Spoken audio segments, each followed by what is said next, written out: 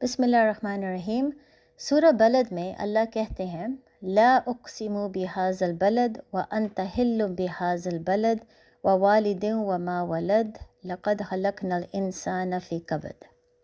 اور اس کا ترجمہ ہے ہمیں اس شہر مکہ کی قسم، اور آپ اسی شہر میں رہتے ہیں، اور باپ اور اولاد کی قسم کہ ہم نے انسان کو مشقت میں پیدا کیا۔ اب میں نے پچھلے ایپیسوڈ میں ایک بہت اہم بات کی تھی کہ جب ہم اکثر اپنی زندگی کا جائزہ لیتے ہیں تو ہمیں برے وقت اور مشکل وقت زیادہ یاد آتے ہیں، اور اس کی ایک وجہ یہ ہے کہ ہمیں مظلومیت میں رہنا بہت پسند ہے۔ جب دوسرے لوگ ہم پر ترس کھاتے ہیں تو ہمیں اچھا لگتا ہے، بلکہ ہمیں خود بھی اپنے اوپر ترس کھانا اچھا لگتا ہے، اور جب یہ ہماری عادت بن جائے تو ایک بہت خطرناک سلسلہ شروع ہو جاتا ہے، اور وہ سلسلہ یہ ہے کہ پہلے ہم اپنے مشکل وقت کے بارے میں سوچتے ہیں، لوگ ہم پر ترس کھاتے ہیں جس کی وجہ سے ہم خود بھی اپنے اوپر ترس کھاتے ہیں، اور پھر ہم مزید برے وقتوں کے بارے میں سوچنا شروع ہو جاتے ہیں، اور اسی طرح ہم اپنے آپ کو ایک مظلوم بنا لیتے ہیں۔ اور پھر اس وقت اگر کوئی ہمیں یہ کہے کہ لڑنا اور جہاد کرنا بہت ضروری ہے اور مظلومیت اچھی بات نہیں، تو ہمیں غصہ چڑھتا ہے۔ لیکن حیرانگی کی یہ بات ہے کہ اللہ ہمیں ان آیتوں میں سمجھا رہے ہیں کہ انسان کو مشقت میں پیدا کیا۔ لڑنا اور جہاد کرنا ہماری زندگی کا مقصد ہے۔ اللہ نے ہمیں اشرف المخلوق اس لیے نہیں بنایا کہ ہم مظلوم بن کے اپنی زندگی گزاریں۔ تو جیسے کہ آپ دیکھ سکتے ہیں ان آیتوں میں اللہ پہلے قسم کھاتے ہیں نبی محمد صلی اللہ علیہ وآلہ وسلم کی جو مکہ میں رہتے ہیں،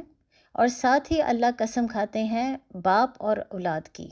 اور پھر یہ دونوں قسمیں کھانے کے بعد اللہ کہتے ہیں کہ انسان کو مشقت میں پیدا کیا۔ لیکن پھر ہم یہ پوچھ سکتے ہیں کہ ان تمام چیزوں کا آپس میں تعلق کیا ہے؟ اللہ یہ قسمیں کیوں کھا رہے ہیں، اور پھر یہ قسمیں کھانے کے بعد اللہ یہ کیوں کہہ رہے ہیں کہ انسان کو مشقت میں پیدا کیا؟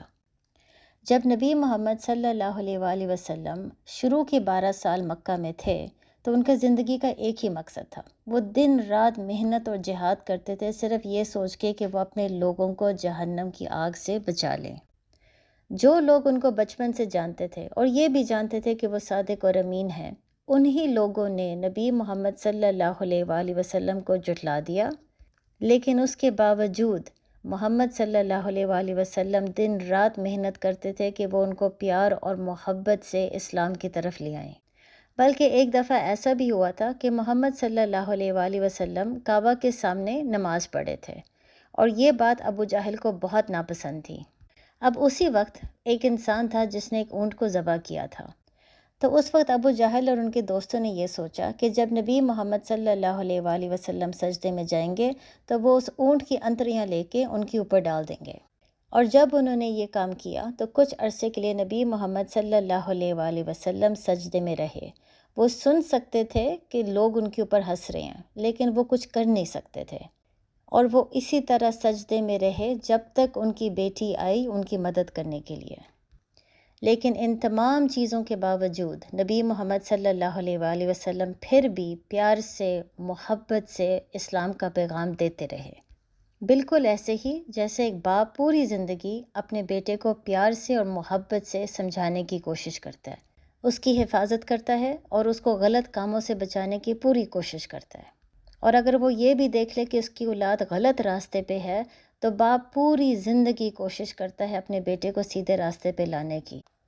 تو ان آیتوں میں اللہ ہمیں یہ سمجھا رہے ہیں کہ نبی محمد صلی اللہ علیہ وآلہ وسلم نے پوری زندگی اپنے لوگوں کو سیدھے راستے پہ لانے کی کوشش کی، بالکل ایسے ہی جیسے ایک باپ پوری زندگی اپنی اولاد کو سیدھے راستے پہ لانے کی کوشش کرتا ہے۔ اور پھر اس کے بعد اللہ کہتے ہیں انسان کو مشقت میں پیدا کیا، جس کا مطلب یہ ہے کہ ہم نے دن رات محنت کرنی ہے کہ ہم اسلام کو سمجھیں، اسلام کے راستے پہ چلیں اور دوسروں تک اسلام کا پیغام پہنچائیں، بالکل ایسے ہی جیسے نبی محمد صلی اللہ علیہ وآلہ وسلم نے دن رات محنت کی، اور بالکل ایسے ہی جیسے ایک باپ دن رات اپنی اولاد کے لیے محنت کرتا ہے۔ لیکن یہ کام کرنے کے لیے ہمارے دلوں میں لوگوں کے لیے پیار اور محبت ہونا بہت ضروری ہے، بالکل ایسے ہی جیسے ایک باپ کے دل میں اپنی اولاد کے لیے محبت ہوتی ہے۔ بجائے اس کے کہ ہم لوگوں کو جج کریں یا آگے سے غصہ کریں جب لوگ ہماری بات نہیں سنتے، صبر سے کام لینا بہت ضروری ہے۔